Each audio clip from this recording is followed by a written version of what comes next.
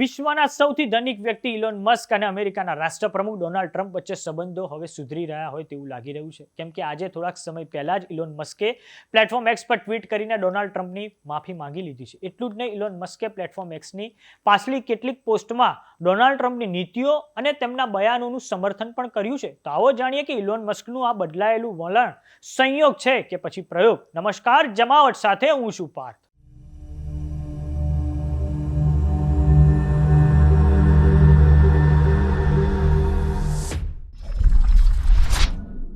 ગયા અઠવાડિયે ડોનાલ્ડ ટ્રમ્પને લઈને જે મારી પોસ્ટ હતી તેને લઈને દુઃખ છે, હું કંઈક વધારે જ બોલી ગયો હતો.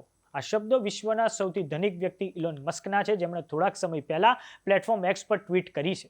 આ ટ્વીટમાં તેઓ માફી માંગી રહ્યા છે. આટલું જ નહીં, પ્લેટફોર્મ એક્સની પાછલી કેટલીક ટ્વીટમાં ડોનાલ્ડ ટ્રમ્પની નીતિઓ અને નિવેદનોનું તેમણે સમર્થન કર્યું છે. સાથે જ લોસ એન્જલસમાં ગેરકાયદેસર પ્રવાસીઓ પર ફેડરલ સરકાર દ્વારા જે છાપેમારી કરવામાં આવી છે તેને લઈને પણ એલોન મસ્કે ખુશી બતાવી છે.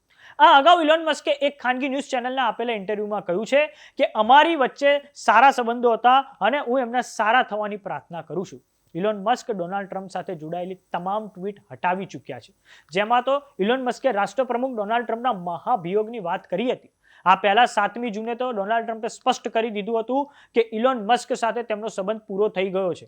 હવે વાત કરી ઇલોન મસ્ક અને ડોનાલ્ડ ટ્રમ્પ વચ્ચે કઈ બાબતે ટકરાવ જોવા મળ્યો હતો. તો પહેલું, ટ્રમ્પ અને મસ્ક બિગ બ્યુટીફુલ બિલને લઈને આમને સામને આવી ગયા હતા. તે પછી ઇલોન મસ્કે ડોજ એટલે કે ડિપાર્ટમેન્ટ ઓફ ગવર્મેન્ટ એફિશિયન્સીના ખાતામાંથી રાજીનામું આપી દીધું હતું.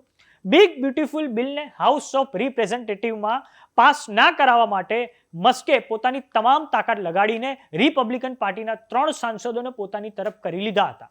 આ બાબતે ડોનાલ્ડ ટ્રમ્પે મીડિયા સમક્ષ ઇલોન મસ્કને લઈને નારાજગી વ્યક્ત કરી હતી. આમ ડોનાલ્ડ ટ્રમ્પ અને ઇલોન મસ્ક પ્લેટફોર્મ એક્સ પર પછી બાખડી પડ્યા હતા.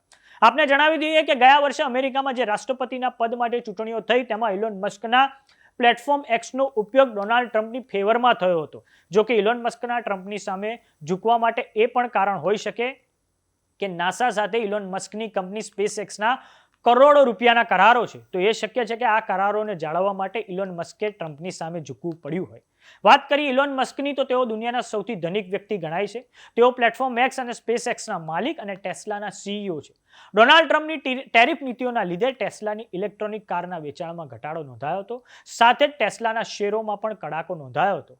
તો આ કારણ જવાબદાર હતું કે જેમાં ઇલોન મસ્કે ડોનાલ્ડ ટ્રમ્પને લઈને નારાજગી વ્યક્ત કરી હતી. તો આ બાબતે જે પણ અપડેટ હશે અમે તમને આપીશું. જોતા રહો જમાવટ. કેવો લાગ્યો અમારો વિડીયો અમને કોમેન્ટ બોક્સમાં લખીને જરૂર જણાવો. જો તમે અમને યુટ્યુબ પર જોઈ રહ્યા તો સબસ્ક્રાઇબ કરો. જો તમે અમને ઇન્સ્ટાગ્રામ અને ફેસબુક પર જોઈ રહ્યા તો ફોલો કરો. નમસ્કાર.